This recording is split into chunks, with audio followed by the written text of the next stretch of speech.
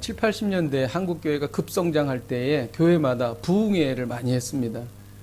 부흥회 보통 3일 정도 했는데 지금이랑 좀 다른 게 요즘에는 저녁 때만 하잖아요. 아침부터 저녁 때까지 했습니다.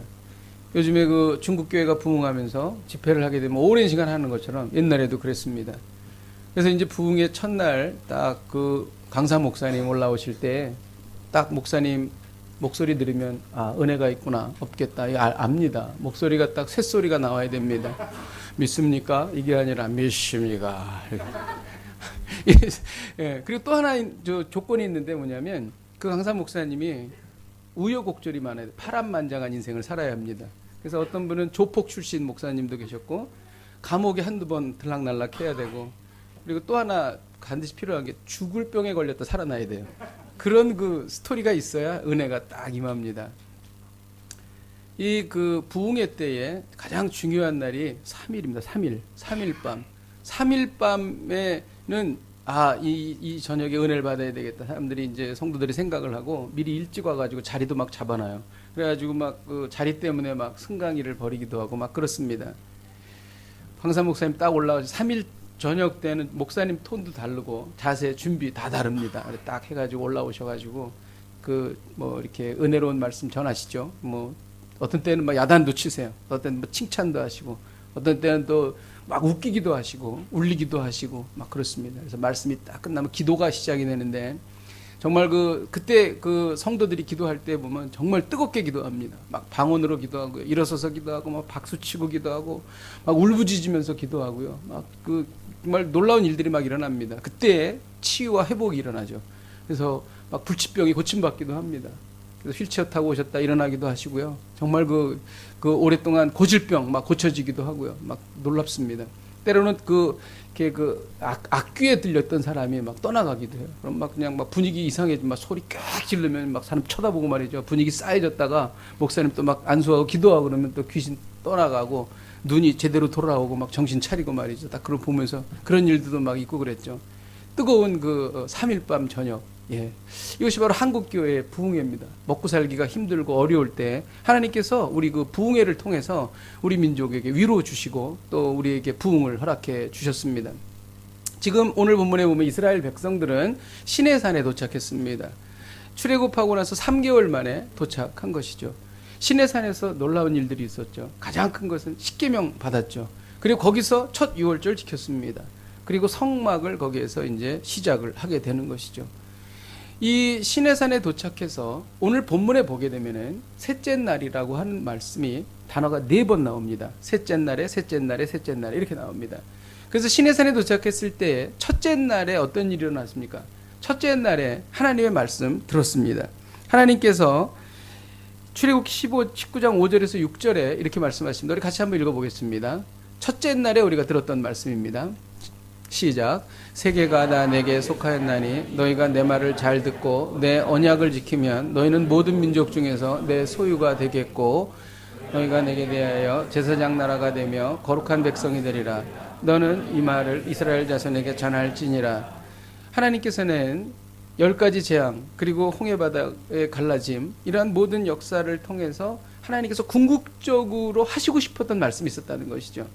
홍해바다가 갈라질 때 그 말씀 하지 못하셨죠. 하지만 이제 시내산에 와서 말씀하십니다. 이 시내산은 모세가 하나님의 음성을 듣고 시작했던 그 땅입니다. 거기에 내가 이 민족을 데리고 다시 이곳에 오겠다. 하나님께서 말씀하셨죠. 그리고 그 자리에 온 겁니다. 그래서 그때에 하나님께서 정말 하시고 싶었던 말씀은 세계가 다 내게 속하였고 너희는 내 백성이 될 거다. 그리고 나는 너희의 하나님이 될 거야. 이 말씀 하시기 위해서 시내산에 오게 하신 거예요. 첫째 날입니다. 둘째 날 어떤 일이 일어났습니까? 둘째 날은요. 이스라엘 백성들이 온 마음을 다하여 첫째 날에 하신 하나님의 말씀을 제가 순종하겠습니다. 우리 모두가 순종하겠습니다. 그들이 결단하고 결심하고 하나님께 이렇게 자기들의 신앙을 고백했던 시간, 그게 바로 둘째 날이에요. 셋째 날이 제일 중요합니다. 셋째 날에 어떤 일이 일어났습니까? 여러분 셋째 날 11절을 우리 같이 한번 읽도록 하겠습니다. 11절 시작. 준비하게 하여 셋째 날을 기다리게 하라. 이는 셋째 날에 나 여호와가 온 백성의 목전에서 시내산에 강림할 것이니 하나님께서 강림하시는 것입니다. 하나님께서 임재하시는 것이죠. 하나님께서 강림하실 때 어떻게 강림하시는가? 지진이 납니다. 그리고 큰 천둥 소리가 나는 거예요. 그리고 그 번개가 쳐요. 그리고 산 가운데가 갈라지면서 거기에서 시뻘건 불이 솟구칩니다. 빽빽한 구름이 전체를 다 뒤덮습니다. 그리고 거기에서 나팔 소리가 들리기 시작하는데, 사람이 부는 나팔 소리가 아니라 하나님께서 불게 하신 나팔 소리가 들리기 시작하는 거예요. 그리고 하나님의 그 음성이 그 모든 백성에게 들리기 시작하는 것입니다. 이것이 바로 하나님의 강림이에요. 하나님께서 임재하시는 것입니다. 이것이 바로 셋째 날에 임한 거예요. 여러분, 앞으로 40년 동안 이스라엘 백성은 광야를 지나야 돼요. 하나님의 임재를 경험하지 않으면 이 어려운 시기를 감당할 수가 없는 것입니다. 그래서 하나님께서 반드시 백성들과 만나셔야 됐어요. 하나님께서 궁극적으로 원하셨던 사건은 바로 하나님의 임재인 것입니다. 하나님께서 이스라엘 백성에게 임재하시는 거예요.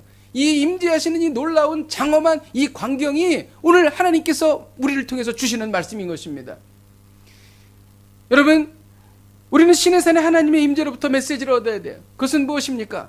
반드시 하나님의 임재를 경험해야 한다는 거예요. 왜 그러냐면 하나님의 임재를 경험하지 않고는 영적 진보를 이룰 수가 없습니다. 한 발자국도 나아갈 수가 없어요. 오랫동안 신앙생활을 해도 하나님의 임재를 경험하지 못한 사람은 영적 진보를 이룰 수가 없어요. 수십 년 신앙생활에도 성품과 인격이 변하지 않는다면 하나님의 임재를 경험하지 못했기 때문인 것입니다. 집사인데도 술, 담배에 임박혔다면 하나님의 임재를 경험하지 못한 거예요. 하나님께서 광야 생활 초입에서 그 장엄한 하나님의 임재를 경험하게 하신 것입니다. 여러분, 하나님의 임재를 경험하지 못하면 어떤 일이 일어납니까? 눈은 떴으나 볼 수가 없어요. 여러분, 예수님께서 십자가에 죽으시고 부활하신 이 역사적인 놀라운 사건이 있었어요. 그래서 제자들과 사람들과 부활하신 예수님께서 나타나셨습니다. 그런데 그 부활하신 예수님을 눈으로 보고도, 똑똑히 보고도, 전에 공생의 역사를 행하셨던 예수님 경험했고, 십자가에 달려 돌아가신 예수님 눈으로 보았고, 십자가에 완전히 죽어서 창에 찔려서 물과 피를 달리신 거 보셨고, 장사 지낸 거 보셨고, 봤는데 나중에 예수님이 부활하셨어요. 그런데 그 예수님을 보고도 의심하는 사람이 있었다는 거예요. 정말 그런가요? 정말 그렇습니다. 우리 마태복음 28장 16절에서 17절을 같이 한번 읽겠습니다. 시작. 11제자가 갈릴리에 가서 예수께서 지시하신 산에 이르러 예수를 배웠고 경배하나 아직도 의심하는 사람이 있더라. 부활하신 예수님을 보고 의심하는 사람이 있었어요. 왜 그렇습니까? 하나님의 임재를 경험하지 못했기 때문인 것입니다. 그래서 주님께서 공생에 사역하시면서 다니면서 말씀을 전하시면서 이런 말씀 많이 하셨어요. 귀 있는 자는 들을지니라. 귀가 다 있죠. 근데 못 듣는 사람이 있다는 것이죠. 왜? 하나님의 임재를 경험하지 못했으니까. 여러분, 좋은 말씀을 아무리 들어도 변화가 없어요. 아무리 은혜로운 집회에 참석해도 알아듣질 못합니다. 다 눈물 흘리고 은혜 받는데 혼자 졸아요. 왜? 왜 그런가? 하나님의 임재를 모르니까. 하나님의 임재를 경험한 적이 없으니까. 여러분, 하나님의 임재를 경험하면 어떤 일이 생깁니까? 인생이 변화됩니다. 인생이 바뀌는 거예요. 성경에 수많은 사람들이 이렇게 바뀌었어요. 아브라함이 그래서 바뀌었어요. 모세가 그래서 바뀌었습니다. 다윗이 인생이 그래서 바뀌었습니다. 바울은 다메섹 도상에서 예수 그리스도의 임재를 경험함으로 그의 인생은 180도 완전히 바뀌었습니다. 아리마대 요셉이 바뀌었어요. 니고데모가 바뀌었습니다. 막달라 마리아가 바뀌었습니다. 베드로가 바뀌었습니다. 예수님을 만나는 사람마다 우물가의 연이 바뀌었어요. 예수 그리스도를 만나는 순간, 하나님의 임재를 경험하는 순간 그의 인생이 송두리째 바뀌었다는 것입니다. 우리의 인생에 막혀서 답답한 분이 계십니까? 하나님의 임재를 경험하시길 주님의 이름으로 축복드립니다. 하나님이 임재하시면 우리의 인생은 바뀌게 되는 것입니다. 하나님께서 신의 산에 임재하심처럼 커다란 천둥 소리와 함께 내 인생이 바뀌는 거예요. 하나님의 임재는 천둥 소리로 오실 수도 있어요. 그러나 고요하게 오실 수도 있습니다. 하나님의 임재는 불처럼 임할 수도 있습니다. 그러나 하나님의 임재는 물처럼 임할 수 있습니다. 하나님의 임재는 큰 소리와 함께 임할 수 있습니다. 그러나 하나님의 임재는 미세한 소리와 함께 임할 수 있는 거예요. 그것은 사람의 경험에, 사람의 특성에 따라서, 그 사람의 품성에 따라서 하나님께서 임재하시는 것입니다. 그런데 중요한 것은 하나님의 임재를 경험해야 한다는 것입니다. 그러면 오늘 본문은 무엇을 말하고 있는가? 이 하나님의 임재를 어떻게 경험할 수 있냐는 거예요. 하나님의 임재를 어떻게 경험할 수 있는가? 하나님의 임재를 위해서는 반드시 준비가 필요합니다. 우리가 어떤 중요한 분을 만난다든지 중요한 약속이 있을 때 우리가 준비합니다. 옷도 깨끗이 입고 준비합니다. 우리의 마음을 깨끗하게 해야 한다는 것이죠. 하나님의 임재를 경험하려면 자신을 성결하게 해야 하는 것입니다. 우리 10절을 같이 한번 읽도록 하겠습니다. 10절 시작. 여호와께서 모세에게 이르시되 너는 백성에게로 가서 오늘과 내일 그들을 성결하게 하여 그들에게 옷을 빨게 하고. 성결하지 않고 하나님 앞에 나아가면 어떤 일이 생기는가? 하나님께서 우리를 공격하신다는 거예요. 왜냐하면 하나님은 죄와 함께 거할 수 없기 때문인 것입니다. 오늘 본문에 보면은 백성이 경계로 넘어오지 못하게 하라. 내가 그들을 칠까 하노라. 내가 그들을 칠까 하노라. 왜 그렇습니까? 백성이 죄가 있기 때문인 것입니다. 여러분, 우리가 하나님의 임재를 경험하기 위해서는 우리의 죄를 씻어야 돼요. 지난주에 심각한 죄를 지은 분이 계십니까? 오늘 예배 받으면서 은혜 받기 어려울 것입니다. 누구를 미워하고 용서하지 못한 분이 계십니까? 예배 중에 은혜 받기 어려울 것입니다. 왜 그렇습니까? 우리 안에 죄가 있으면 하나님을 경험할 수가 없기 때문인 것입니다. 그래서 우리는 우리의 죄를 예수 그리스도의 보혈로 씻어야 하는 것입니다. 그리고 또 하나님의 임재를 경험하기 위해서는 우리는 구별되어야 합니다. 하나님께서 이스라엘 백성에게 말씀하셨어요. 경계를 치고 그 경계로 백성이 넘어오지 못하게 하라. 그 경계라는 것은 무엇입니까? 구별되는 것을 말하는 거예요. 하나님의 백성은 세상 사람들과 구별되어야 합니다. 우리는 우리의 언어가 구별되어야 합니다. 세상 사람들은 함부로 이야기하고 속어를 쓰고 한다 할지라도 우리는 거룩한 말, 구별된 말을 사용해야 하는 것입니다. 우리는 생각이 구별되어야 합니다. 사람의 생각은요, 어떤 상황 속에서도 무슨 생각이든지 할 수가 있어요. 그렇지 않습니까? 우리가 겉으로는 말하지 않지만 속으로 음란한 생각을 얼마나 많이 합니까? 이러한 생각으로부터 우리는 구별되어야 하는 것입니다. 우리는 행동으로부터 구별되어야 합니다. 우리는 믿는 사람, 다른 사람은 다 할 수 있어도 우리는 할 수 없는 일들이 있다는 거죠. 어떠한 상황 속에서도 우리는 거짓말하지 말아야 합니다. 거짓말을 할 상황이 되면 차라리 말을 하지 마세요. 말을 하기 힘든 상황이 되면 그 자리를 피하세요. 왜? 우리는 우리의 언어에 있어서 구별되어야 하기 때문인 것입니다. 또 하나님의 임재를 경험하기 위해서는 하나님께 집중해야 합니다. 이거 굉장히 중요한 포인트입니다. 15절을 같이 한번 읽도록 하겠습니다. 시작. 모세가 백성에게 이르되 준비하여 셋째 날을 기다리고 여인을 가까이 하지 말라 하니라. 성적인 것은 죄를 짓거나 그리고 그것이 문제가 되는 불결한 것이 아니에요. 그래서 하나님께서 우리에게 주신 선물입니다. 그러나 하나님의 임재를 준비할 때는 우리의 관심을 분산시킬 수 있는 충분한 여건이 되죠. 그렇기 때문에 하나님의 임재를 준비할 때에는 여인을 가까이 하지 말라 이렇게 말한 것입니다. 여기 핵심적인 내용은 뭐냐면 하나님께 집중하는 것을 말하는 것입니다. 우리가 다른 사람들과 이야기를 막 할 때에 하나님께서 우리에게 임재하기를 원하지 않으시겠죠. 왜냐하면 우리의 신경이 분산되어 있으니까. 우리가 다른 생각, 예배 중에 다른 생각을 할 때 하나님께서 임재하기를 원하시지 않으시겠죠. 왜냐하면 우리의 생각이 분산되어 있으니까. 하나님께 집중할 때에 하나님께서 우리에게 임재하신다는 것입니다. 여러분, 사실 이러한 것은 우리가 하고 싶죠, 다. 그리고 하나님의 임재를 경험하고 싶습니다. 그런데 이 일은 잘 일어나지 않습니다. 너무 힘든 일이에요. 왜 그러냐면 우리는 우리의 죄를 고백하고 우리의 죄를 하나님 앞에 회개할지라도 회개하고 나서 바로 또 죄악에 빠집니다. 심지어는 회개하는 과정 중에 또 죄를 범합니다. 여러분, 정말 우리가 그런 존재가 아닌가요? 우리가 이것을 할 수가 없어요. 여러분, 우리가 구별되고 싶어요. 어떻게 구별되고 싶지만 구별될 수가 없어요. 왜냐하면은 이 세상은 다 시궁창과 같이 죄악에 물들어 있기 때문에 돛담배를 우리가 노를 짓고 갈 때에 주변에 다 시궁창이라고 쳐봐요. 그러면 바람이 불고 물이 튈 때 그것이 더러운 것이 묻겠어요, 안 묻겠어요? 묻을 수밖에 없습니다. 여러분, 지난주 일주일 동안 생활하시면서 일하시면서 비즈니스 하시면서 사람 만나시면서 죄 안 질 수 있습니까? 죄 안 질 수 없어요. 우리는 그것을 사실 할 수가 없다는 거죠. 거의 불가능에 가까운 것입니다. 여러분, 이런 상황 속에서 하나님께서 하나님의 임재를 준비하라고 오늘 본문에 말씀하세요. 그럼 우리가 할 수도 없는 것을 하나님께서 우리에게 억지로 요구하시는 것인가? 하나님, 우리가 할 수 없는 것을 우리에게 요구하시는 분인가? 아니라는 것이죠. 오늘 본문에 복음이 이 안에 들어있다는 것입니다. 왜 그러냐면 하나님께서 시내산에 강림하실 때에 모세가 산으로 올라왔어요. 모세가 산으로 올라온 상태에서 하나님께서 강림하셨습니다. 모세는 누구인가? 모세는 예수 그리스도를 예표하는 거예요. 여러분, 모세는 어떻게 말했냐면은 이렇게 기도했어요. 이스라엘 백성이 구원받을 수 있다면 제 이름을 생명책에서 지워진다 할지라도, 저는 제가 저주를 한다 할지라도 이스라엘 백성의 구원을 위해서 기도하겠습니다.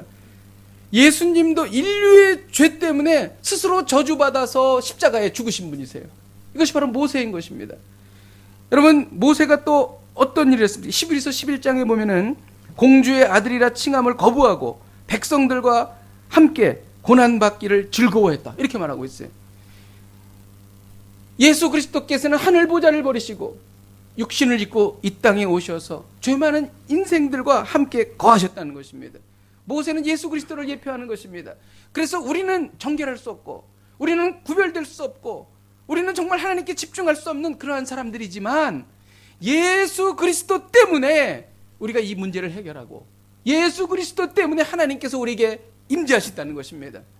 우리가 죄를 지어도, 우리가 더러워도 하나님께서 우리에게 임재하실 수 있다는 거예요. 왜냐하면 예수 그리스도께서 계시기 때문에, 예수 그리스도의 십자가에서 이 문제를 해결하셨기 때문에 이것을 해결하셨다는 거예요. 그래서 오늘 하나님의 임재를 통해서 우리는 그리스도를 통해서만 하나님의 임재를 경험할 수 있다는 것을 알 수 있다는 것입니다. 그리고 나중에 아론이 올라옵니다. 아론은 누굽니까? 아론이 시내산에 있을 때에 하나님 임재하십니다. 아론은 제사장, 대제사장입니다. 대제사장에 무슨 일을 합니까? 죄 지은 인간과 하나님 사이에 중간 역할을 하는 거예요.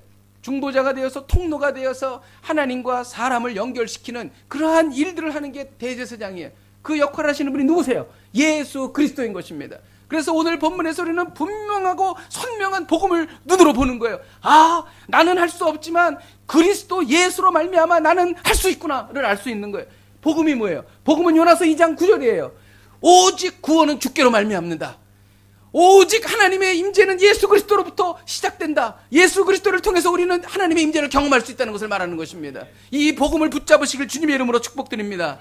그래서 우리는 좌절하지 않아요. 우리는 낭망하지 않아요. 내가 힘들고, 내가 고생하고, 내가 연약하고, 내가 넘어져도 우리는 힘들어하지 않는다는 거예요. 우리는 낙심하지 않는다는 거예요. 왜? 주님이 계시니까. 이게 복음인 것입니다. 할렐루야.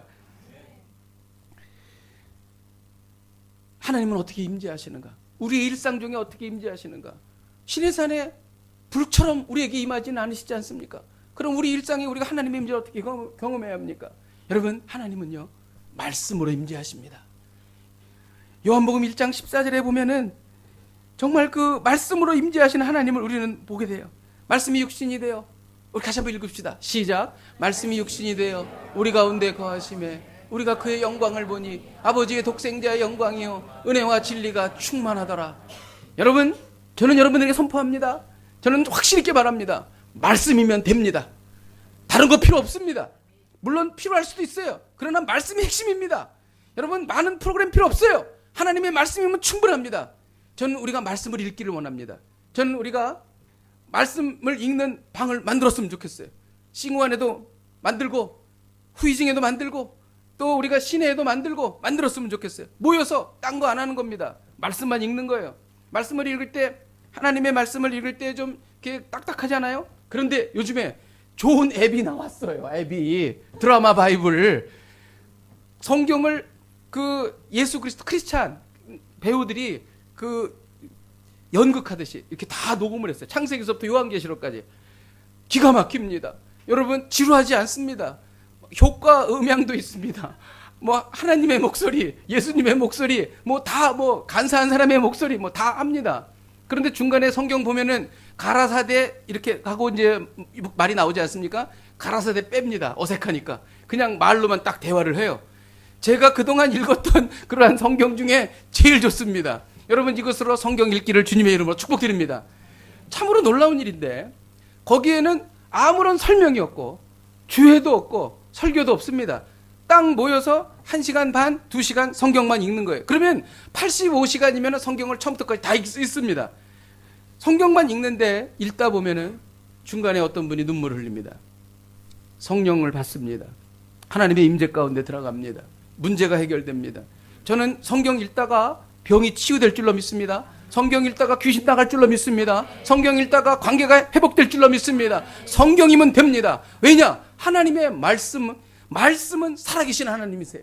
요한복음 1장 1절에 그렇게 말하고 있습니다. 저는 그렇게 성경을 읽기를 바랍니다. 성경 읽는 시간을 사모하기를 바랍니다. 예수 필요 없어요. 듣기만 하면 됩니다. 복수 필요 없습니다. 너무 좋잖아요. 그잖아요. 좋죠? 좋지 않습니까? 할렐루야. 예. 또 하나님은 어떻게 임재하시는가? 기도로 임재하시는 것입니다. 하나님은 기도로 우리에게 임재하세요. 1747년 인디언을 위해 그의 젊음을 불태우다가 29세의 나이로 하나님의 나라로 간 선교사가 있습니다. 이분의 이름은 데이비드 브레이너드예요. 이분은 29세 때 결핵으로 죽었습니다.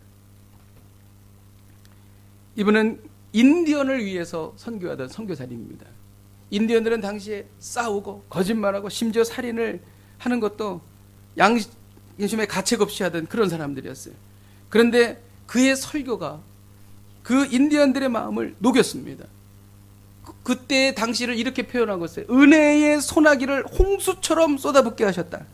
그래가지고 이 인디언들이 설교를 듣다가 막 고꾸라지고 주저앉아서 주여 저를 불쌍히 여기소서 이렇게 부르짖었습니다. 이런 강한 하나님의 임재가 있었다는 것이죠. 그래서 저는 이분이 어떻게 하나님의 이렇게 강한 임재가 있었는가를 저는 찾아봤습니다. 기도회에 있었어요. 이분은 아침에 기도했습니다. 점심에 기도했습니다. 저녁 때 기도했습니다. 그의 24살 때 생일은 아예 금식하면서 기도만 했어요. 아침서부터 밤늦도록 밤을 새도록 밤이 맞도록 그는 기도만 했습니다. 그의 생활은 날마다 거의 기도에 파묻혀 있었어요. 자기가 영적 교만을 자각할 때 가슴을 찢으면서 눈물로 하나님 앞에 기도했습니다. 하나님의 임재가 임할 때 하나님을 찬양하고 하나님을 기뻐하며 그는 기도했습니다. 그리고 사람들이 찾아오면 방문객들과 함께 기도했어요. 누가 찾아오면 같이 대화를 해야 되잖아요. 우리 같이 기도하십시다. 기도하는 거예요. 예. 그의 모든 생활은 기도였습니다. 그는 숲속을 타고 가다가 말을 타고 가다가 너무 하나님의 임재가 강력해서 그 자리에서 무릎을 꿇고 기도했습니다. 그는 이렇게 기도했어요. 바울이 기도했던 것처럼 기도했어요. 주여 지금 이 순간 저를 하나님의 나라로 데려가 주시기를 바랍니다. 그렇게 기도했어요. 저도 설교를 준비하면서 저는 사실 설교를 준비할 때 제가 한번 해보니까 설교를 총 준비하는 데 30시간쯤 걸리더라고요. 그런데 그 중에서 제가 그 마지막 한 4시간에서 5시간 정도는 설교를 다 준비하고 숙성을 시킵니다. 기도하는 시간이죠. 찬양을 합니다. 그리고 그 하나님께 간절히 매달리는 것이죠. 참으로 놀라운 것이 설교를 준비하다가 부족한 부분이나 그런 것이 그 기도하는 시간에 하나님께서 깨닫게 하세요. 그리고 그 부분을 조정을 하게 하십니다. 참으로 놀랍습니다. 파인 튜닝을 그 기도 중에 하나님께서 하게 하세요. 그리고 하나님께서 저에게 그 이 설교를 통해서 하나님께서 가르쳐 주시는 것을 저에게 경험한 적이 있습니다. 여러분, 기도하지 않는다면 이것은 마치 그러는 거예요. 숙성하는 것입니다. 밥을 하고 나서 뜸을 들이지 않습니까? 그렇듯이 설교를 준비하고 뜸을 들이는 것입니다. 여러분, 우리가 어떠한 중요한 일을 할 때 기도하고 그 기도한 것에 대해서 하나님 앞에 기대하며 사모하며 믿음으로 나아가는 시간이 다 필요하다는 것이죠. 우리가 일을 할 때도 마찬가지예요. 어떤 큰 프로젝트를 준비할 때도 마찬가지예요. 다 준비하고 나서 어떻게 해야 돼요? 뜸을 들여야 합니다. 그것에 대해서 일단 다 준비해놓고 하나님께서 무엇을 원하시는가? 하나님께서 어떻게 역사하시는가? 하나님께서 이것을 통해서 나에게 말씀하신 것이 무엇인가를 우리가 묵상을 통해서 기도를 통해서 듣는 것입니다. 완전히 다릅니다. 뜸 안 들이면 밥이 어떻게 되겠어요? 맛이 어떻게 되겠어요? 여러분, 이것이 바로 기도예요. 이 데이비드 브레이너드가요, 그가 이제 29살 때 죽기 전에 조나단 에드워드 집에서 묵었어요. 그래가지고 그가 거기서 이제 병 간호도 하고 그랬는데, 조나단 에드워드가 이 데이비드 브레이너드의 그 책을 역자가 조나단 에드워드. 대단하죠. 예, 책의 역자가 조나단 에드워드야. 근데 이 조나단 에드워드도 이 하나님의 임재 가운데 아주 깊이 경험했던 사람이에요. 그는 19세기 말 영국과 미국을 하나님께 인도했던 위대한 영적 지도자입니다. 조나단 에드워드가 하나님의 임재를 경험했던 한 구절을 제가 읽어드리겠습니다. 저는 이 구절을 읽으면서 하나님의 임재가 우리 가운데 같이 임하기를 주님의 이름으로 축복드립니다. 1737년 나는 건강을 위해 말을 타고 숲속으로 가고 있었습니다. 늘 하던 대로 한적한 곳에 내려 하나님을 묵상하고 기도하며 걸었습니다. 그때 나는 중보자이신 하나님의 아들의 영광을 경험했습니다. 그의 놀랍고 위대하며 충만하고 순결하며 달콤한 은혜와 사랑과 온유와 자비하신 겸손의 특이함을 보았습니다. 그때 나타난 은혜는 너무나 고요하고 달콤해서 하늘보다도 위대하게 보였습니다. 그리스도께서 나의 모든 사상과 사고를 사로잡으셨습니다. 그의 충분히 위대한 탁월함은 말로 형언할 수가 없었습니다. 내 생각으로는 약 1시간 동안 계속 계셨습니다. 그동안 나는 대부분의 시간을 통곡하고 눈물을 쏟으며 보냈습니다. 나의 영혼은 달리 뭐라고 표현할 수 없는 열정에 사로잡혔습니다. 그 순간 나는 비워지고 죽어져 오직 그리스도로 충만해졌습니다. 그리하여 거룩하고 순결한 사랑으로 그를 사랑하고 싶었습니다. 그를 신뢰하며 의지하고 살며 거룩하게 되어 하늘의 신성한 순결로 순결해지고 싶었습니다.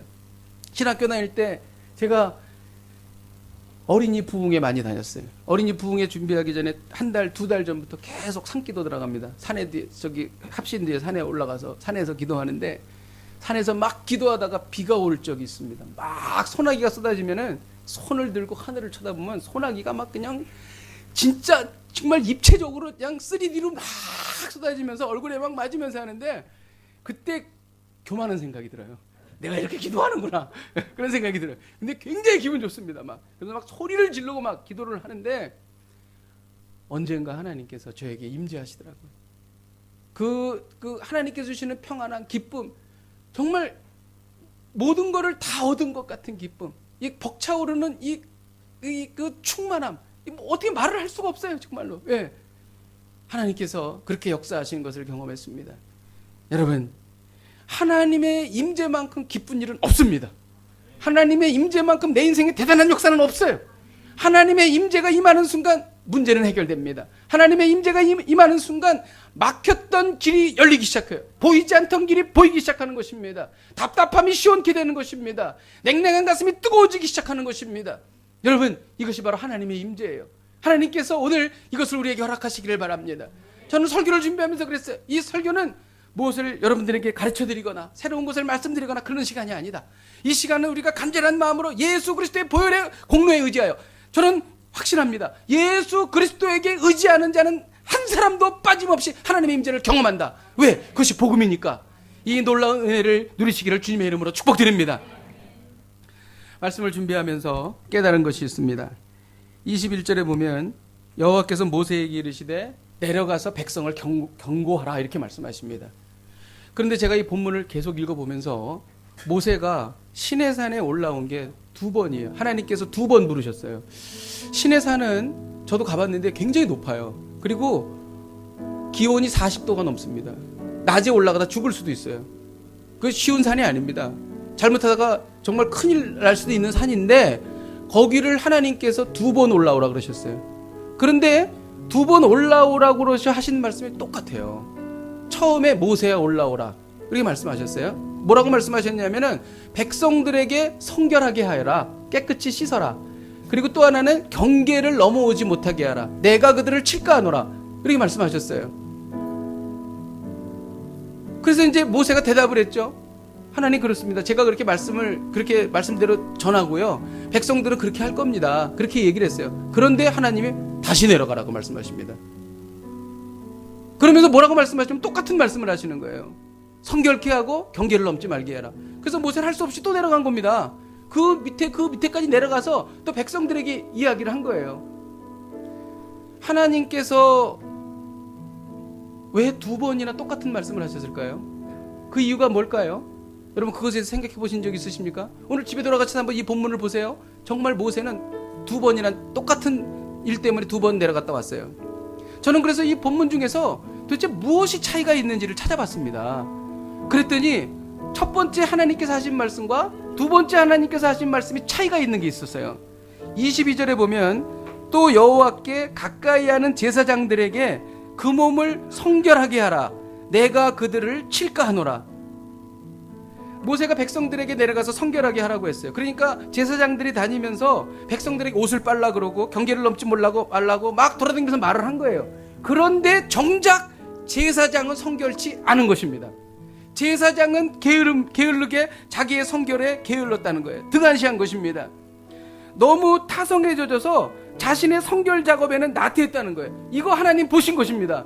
그래서 이래서는 안 된다. 그래서 다시 한번 내려가서 얘기해라 말씀하신 거예요. 정말 그런 걸까요? 제가 증명을 해드릴게요. 24절에 보면 하나님께서 모세에게 너는 내려가서 아론과 함께 올라오라고 말씀하십니다. 아론과 모세는 같이 올라왔어야 돼요. 그런데 모세만 처음에 올라오라 그리고 아론은 나중에 올라오라고 그러십니다. 그 이유가 뭔지 아세요? 아론이 성결을 게을리했다는 거예요. 만일 아론이 똑같이 모세와 성결을 게을리하지 않았다면 둘이 같이 올라오라고 하셨겠죠. 근데 아론이 그렇지 않았다는 거예요. 아론은 누구예요? 대제사장입니다. 아론은 정말 많은 일을 했고 지도자였지만 그가 부족한 면이 있었어요. 시내산에 십계명 받으러 올라갔을 때에 백성들에게 금붙이 받아가지고 금송아지 만들었던 사람 아론입니다. 이 아론이 성결하기를 원하셨어요. 그래서 다시 내려가라고 하는 거예요. 그래서 하나님께서 너 다시 내려가서 백성들에게 말을 하라고 말씀하실 때에는 하나님께서는 이 제사장에 대한 거룩한 분노가 저는 있었으리라고 생각합니다. 그래서 내려가서 아론을 성결케 하고 나서 데리고 오게 하신 것입니다. 바로 이거예요. 한국교회가 이 지경이 된 것은 목회자 때문이에요. 목회자 때문입니다. 저도 목회자의 한 사람으로 회개합니다. 여러분, 순장이지만 성결에 게으른 것을 하나님 오늘 질책하세요. 1:1 양육자지만 성결에 게으른 것을 하나님 질책하시는 것입니다. 교회 리더십이지만 성결에 게으른 것을 하나님 질책하시는 거예요. 이것이 바로 모세에게 너는 다시 내려가서 여기에 들어가 있는 거예요. 내가 너를 칠까 하노라, 이 말씀이 여기에 들어있는 것입니다. 목회자이지만 성결에 게으른 것을 질책하시는 것입니다. 우리가 믿지 않는 사람들에게 구별된 하나님의 백성이지만 성결에 게으른 것을 질책하시는 것입니다. 하나님은 성결하지 못한 영적 리더에게 오늘 이렇게 말씀하시는 거예요. 나 여호와가 너를 칠까 하노라. 무서운 말씀입니다. 여러분, 무서운 말씀입니다. 나 여호와가 너를 칠까 하노라. 이 말씀을 듣고 저를 포함해서 우리 모두가 두려운 마음을 갖기를 바랍니다. 오늘 본문에 나오는 셋째 날은 하나님이 임재하시는 날입니다. 여러분, 하나님의 말씀만 듣는 첫째 날에 머물지 마십시다. 하나님의 말씀에 순종만 하는 둘째 날에 머무르지 마십시다. 하나님의 임재를 경험하는 셋째 날을 경험하십시다. 하나님의 임재가 있는 셋째 날을 사모하십시다. 여러분, 하나님의 임재를 모르면 무늬만 교인이에요. 하나님의 임재를 모르면 무늬만 교회입니다. 하나님의 임재를 모른다면 우리는 무늬만 목회자예요. 오늘 하나님은 우리에게 말씀하십니다. 복음으로, 예수 그리스도의 보혈의 능력으로 하나님의 임재를 경험하시기를 주님의 이름으로 축복드립니다. 우리 함께 찬양하고 기도하십시다. 우리가 이 찬양 부를 때 가사를 생각하며 찬양하십시다. 임재 하늘의 문을 여서서 우리 같이 찬양하십시다.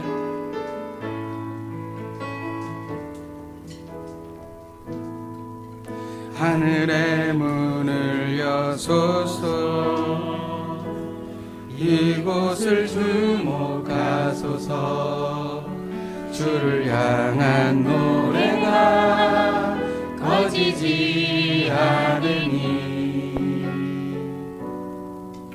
하늘을 열고 보소서. 이곳에 임재하소서. 주님을 기다립니다. 기도의 향기가 하늘에 닿으니 주여 임재하여 주소서. 우리 간절한 마음으로 이곳에 오셔서 이곳에 앉으소서. 이곳에서 드리는 예배를 받으소서. 주님의 이름이 주님의 이름만이 오직 주의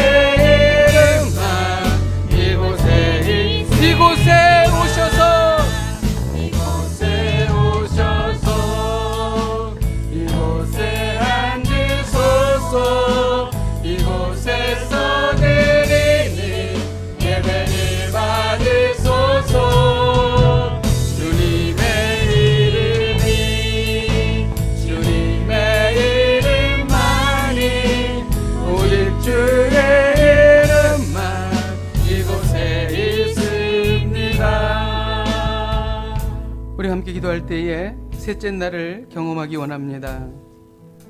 이를 위해 성결하겠습니다. 구별되겠습니다. 하나님께만 집중하겠습니다. 예수 그리스도의 능력으로 우리가 이렇게 변화되게 하여 주옵소서. 말씀으로 임하신 하나님을 경험하기를 원합니다. 기도로 임하시는 하나님을 경험하기를 원합니다. 하나님의 임재를 경험함으로 인생이 바뀌게 하여 주옵소서. 우리 같이 함께 통성으로 기도하시겠습니다. 하나님 아버지, 하나님 아버지, 우리가 셋째 날을 경험하기를 원합니다. 하나님 아버지, 이를 위하여 성결하기를 원합니다. 하나님 아버지, 우리가 구별되기를 원합니다. 하나님께만 집중하기를 원합니다. 말씀으로 임하는 하나님을 경험하기를 원합니다. 기도로 임하는 하나님을 경험하게 하소서. 하나님의 임재를 경험함으로 인생이 바뀌기를 원합니다. 하나님 아버지, 오늘 주님 앞에 기도합니다. 하나님 아버지, 주여 아버지 하나님, 오 하나님 아버지, 예수 그리스도의 보혈의 공로로 하나님 아버지, 우리가 주님 앞에 나아가며 하나님 아버지 하나님의 임재를 경험하기를 소망하오니 하나님 아버지, 오늘 주님 앞에 나아갑니다. 하나님 아버지, 주님께서 임재하심으로 치유가 일어나고 회복이 일어나고 악한 영들이 떠나가는 역사가 일어나게 하여 주시옵소서. 아버지 하나님, 오늘 주님의 임재를 통하여 하나님 아버지, 우리의 생각이 바뀌고 우리의 삶이 바뀌는 역사가 일어나게 하여 주시옵소서. 주여, 우리를 불쌍히 여겨주시고 주님의 임재를 통하여 하나님 아버지, 우리가 변화되기를 소망합니다. 하나님 아버지, 우리의 아픈 마음을 하나님 아버지 치유하시고 우리의 관계가 회복되는 역사가 일어나게 하여 주시옵소서. 하나님 아버지, 오늘 주님 앞에 기도합니다. 하나님 아버지, 주님 앞에 기도하오니 하나님 아버지, 기도로 임하신 하나님, 말씀으로 임하신 하나님을 경험하는 놀라운 역사가 하나님 아버지 일어나게 하여 주시옵소서. 오 하나님 아버지, 주님 앞에 기도하며 하나님 역사하여 주시옵소서. 우리가 여기서 기도할 때에 영적 리더로서 성결하지 못했음을 회개합니다. 부모지만 성결에 게으른 것을 회개합니다. 순장이지만 교사지만 1:1 양육자이지만 교회 리더십이지만 성결에 게을렀던 것을 회개합니다. 목회자이지만 성결에 게으른 것을 회개합니다. 우리 함께 통성으로 기도하시겠습니다. 하나님 아버지, 주여 오늘 주님 앞에 기도합니다. 하나님 아버지, 내가 너희를 칠까 하노라 하시는 두루마신 하나님의 그 음성, 그 두려운 말씀을 하나님 아버지, 우리가 듣습니다. 하나님 아버지, 영적 리더로서 성결하지 못함을 회개하오니 부모지만 성결에 게으른 것을 회개하오니 순장이지만 교사이지만 하나님 아버지, 영적 리더이지만 성결에 게으른 것을 회개하오니 하나님 아버지, 우리를 용서하여 주옵소서. 우리의 죄를 하나님 아버지, 주여 용서하여 주옵소서. 하나님 아버지, 주님 앞에 나아갑니다. 내가 너희를 칠까 하노라, 이 두려우신 하나님의 그 음성을 듣습니다. 하나님 아버지, 우리가 회개합니다. 하나님 아버지, 우리를 용서하여 주시옵소서. 하나님 아버지, 우리가 아버지는 경결케 되기를 원합니다. 성결하기를 원합니다. 하나님 아버지, 우리는 모든 더러운 나쁜 생각과 행동과 하나님 아버지 말과 하나님 아버지 모든 더러운 부분들을 예수의 보혈로 씻어 주시옵소서. 하나님 아버지, 주여 우리가 회개하오니 주님, 저희를 불쌍히 여겨주시고 하나님 아버지, 우리를 불쌍히 여겨주옵소서. 하나님 아버지, 주님의 임재를 통하여 하나님 아버지, 우리가 변화되기를 원합니다. 하나님, 우리의 믿음의 선배들이 경험했던 그 놀라운 하나님의 그 영광스러운 하나님의 임재를 하나님 아버지, 우리가 경험하기를 원합니다. 하나님 아버지를 통하여 주님을 깊이 사랑하게 하여 주시옵소서. 하나님의 나라를 경험하게 하여 주시옵소서. 이 험한 세상을 주 예수 그리스도께서 주시는 힘과 능력으로 승리하게 하여 주시옵소서. 예수님의 이름으로 기도하였습니다. 아멘.